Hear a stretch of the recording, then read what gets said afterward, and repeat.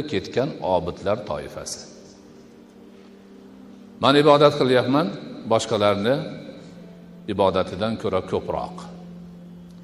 Lekin bundoq qarasangiz, ko'proq ibodat qilayotgan narsasi nafl namoz bo'ladi, nafl roza bo'ladi, nafl haj bo'ladi yoki shunga o'xshagan narsalar. U bechora johilligidan nafl bilan sunnatni, sunnat bilan vojibni, vojib bilan farzni farqiga bormaydi. Men deydi, kechasi buncha rakat namoz o'qiyapman. Shomdan keyin Tuhfatur Rasul o'qiyman. Choshgohda zuho o'qiyman, boqlayapman deydi. Palonchi payg'ambarning ruhiga o'qiydigan namozim bor. Odam atoga o'qiyman, mamo havoga o'qiyman deydi. Ularning bittasi hech qayerda yo'q. Lekin u g'ururda osmonda yuribdi. Boshqalarni nazar pisand qilmayapti, chunki boshqalar buni o'qimaydi. Ana shunaqa nafl ibodatga berilib, nafl ibodati bilan kerilib, o'zini yuqori qo'yganlarni o'ta johil kishilar deb ataladi. Chunki payg'ambarimiz alayhisolatu vassalam ular shu bilan Allohga yaqinman degan da'vosi bor-da. Payg'ambarimiz alayhisolatu vassalam aytadilarki, Alloh taolo o'zi aytadiki, bandam menga yaqinlashish uchun o'zim unga farz qilgan amallarni qilishchalik ishi yo'q. Alloh bandaga qurbat hosil qilaman desa, Alloh taologa yaqinlik hosil qilaman desa, uni Allohga yaqinlashtiruvchi eng kuchli omil farz ibodatdir. Ana undan keyin vojib keladi, undan keyin sunnat keladi, undan keyin vaqti oshib qolsa nafl keladi. Lekin farzni qo'yib, vojibni qo'yib, sunnatni qo'yib, naflga osilib olib, o'sha nafl bilan boshqalardan o'zini ustun qo'yish bu jaholatdan boshqa narsa emas. Imom G'azoliy aytadilarki, ana shu g'ofillarni bittasi tahoratda vasvasaga uchragan bo'ladi deydi.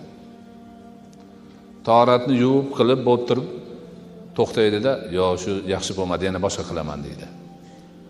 Keyin qilib bo'lib, bu suvda shak bor, boshqa bir suv topinglar deydi-da, yana alohida boshqa suvda qiladi. Mana shunday qilib deydi, gohida farz namozni vaqtini ham o'tkazib yuboradi. Vaholanki Rasul akram alayhisolatu vassalam muyassar bo'lgan suvda qilganlar. Tohir suv bo'lsa bo'ldi, pok suv bo'lsa bo'ldi. Lekin u g'ururga ketganidan men hammadan yaxshi tahorat qilishim kerak, hammadan ustunman deganida o'zini o'zi qiynash bilan birga boshqalardan o'zini ustun qo'yadi. Shariatga xilof qilib turib bu ishni qiladi. Agar o'sha g'ururga ketgan deydilar Imom G'azoliy, muazzin bo'lsa, dunyoda mendan ko'ra yaxshi namozni xizmatini qilayotgan yo'q. Agar men azon aytmasam, boshqalarning namozi emas deydi. U masjidda azon aytishni onasini mahrga tushgandek o'ziniki qilib olgan. Mabodo deydilar, biror marta kech qolib namozning vaqti o'tib kelayotgan bo'lsa, boshqa bir odamga azon aytirilsa, o'shini g'irt dushmaniga aylanadi. Otasidan qolgan merosni tortib olgan odamni qandoq dushman ko'rsa, uni ham shunday dushman ko'radi deydilar. Mana shu bundan 600-700 yil burun ulamolarimiz mana shunaqa narsalarni yozishib qo'yibdi. Men o'zim shularni olib kelib o'qib beray deyotgandim. Yana endi sizlarning vaqtinglarni olmaydi deb tezroq bir qisqaroq qilib gapirib bermoqchiman. Hajga boradi. U ham Imom G'azoliyning gapi. Hajga borishda maqsadi odamlar hajga bordi desin deb boradi. Boshqa gap yo'q.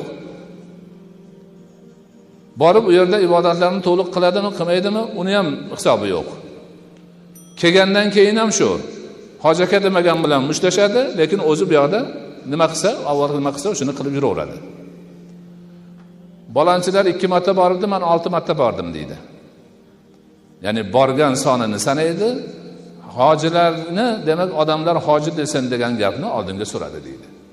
Bu ham g'urur, bu ham adashish, bu ham noto'g'ri bir gap.